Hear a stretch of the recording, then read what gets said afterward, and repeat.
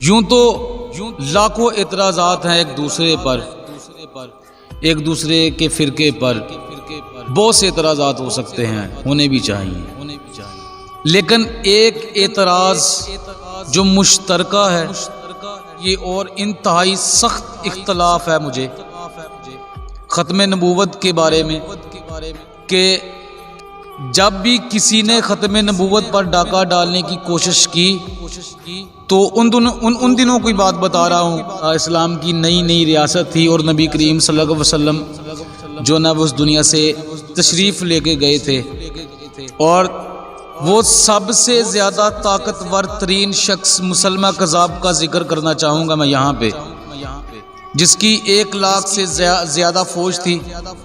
तो एक मजबूत तरीन और मुस्तनद तरीन और जदीद तरीन असला के साथ फ़ौज तैयार की और उन्होंने जो है ना वो इस्लाम का कला कमा करने के लिए तैयारी जब कसी तो मुसलमानों की जो रियासत थी वो नौमलूद थी, वो नई थी, वो कमज़ोर थे और वो एक और सदमा भी था उन पे कि नबी करीम सल्लल्लाहु अलैहि वसल्लम उनमें मौजूद नहीं है, ये भी सदमा था। इसके बावजूद भी उन्होंने उस मुसलमा कज़ाब का मुकाबला किया और उसको शिकस्त फाश दी और उसको निस्तो नबूद कर दिया।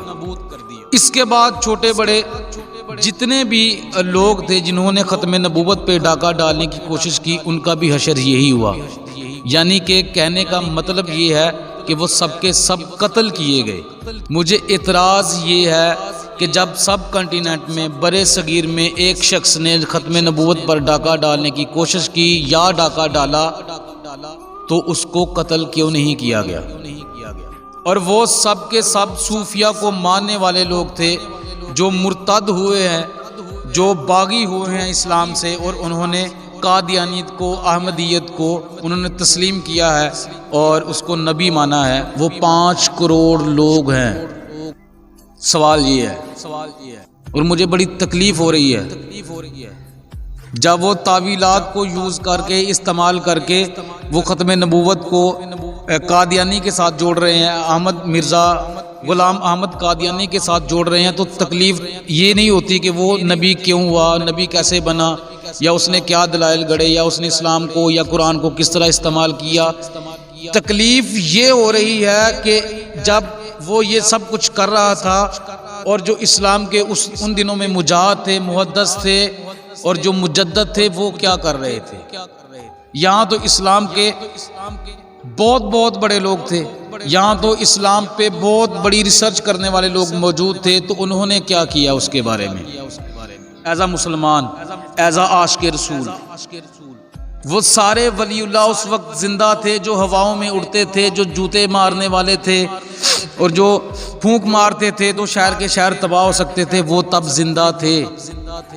सर होना ये चाहिए था, करना ये चाहिए था कि वो जिसकी मर्जी कस्टडी में होता उसको कत्ल करना चाहिए था, उसको दलाइल के साथ शिकस्त देना चाहिए थी, आपने नहीं दी। उसको कत्ल करना चाहिए था, उसके खिलाफ अलमे जहाद बुलंद करना चाहिए था, आपने नहीं किया। और आप हमें कहते हैं, बार बार कहते हैं कि उलमा इकराम की इज्जत की जाए। ठीक है, हम करेंगे इज्जत, लेकिन इज्जत का मतलब ये नहीं है हरगज़ कि हम आपसे सवाल ही ना कर सकें, हम आपसे पूछ ही ना सकें। ये इज्जत का हरगज़ मतलब नहीं है। इज्जत करेंगे, इज्जत होगी, लेकिन सवाल ज़रूर करेंगे कि आपके पास उस वक्त इस्लाम था, आपके पास उस वक्त शऊर था, आपके पास वो सब कुछ था, आपने कुछ नहीं किया। हम पूछेंगे आपसे। हमें बताया जा रहा है, हमें हमेशा बताया जाता है और हमें हमेशा बताया जाता रहेगा कि जनाब वो फलां बुजुर्ग थे, वो शेर पे सवारी करते थे, वो सांप की लगामें बनाते थे, वो हवाओं में उड़ते थे, वो ऐसे करते थे, वो ऐसे करते थे। वो कब्र का हाल जो अंदर मुर्दे के साथ हो रहा है वो मालूम कर लेते थे हमारे बुजुर्ग। तब कहाँ थे, उस वक्त कहाँ थे जब ये दजाल, जब ये मुर्तद, जब ये जहन्नमी लानती इंसान अपने मकरू फरेब के साथ, मकरू किरदार के साथ लोगों को फरेब दे रहा था। तब आपका करैक्टर क्या था। हमें ये जानने की ज़रूरत नहीं है कि किसके बाल बाहर निकलना शुरू हो गया, कौन शेर बनना शुरू हो गया, किसने मीनार से छलांग लगाई, किसने इश्तिहारबाजी की, किसने उसको दावत मुबालगा दी। हमें ये जानने की ज़रूरत नहीं है। हम ये जानना चाहते हैं कि उसका मुकाबला किसने किया, किसी ने नहीं किया।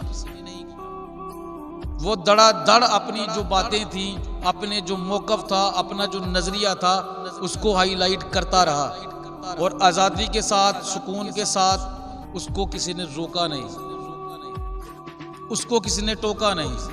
वो लाहौर भी आता रहा, वो सियालकोट में भी आता रहा, वो कादियान भी, दिल्ली, लखनऊ, आगरे, सब कुछ उसके दौरे होते रहे।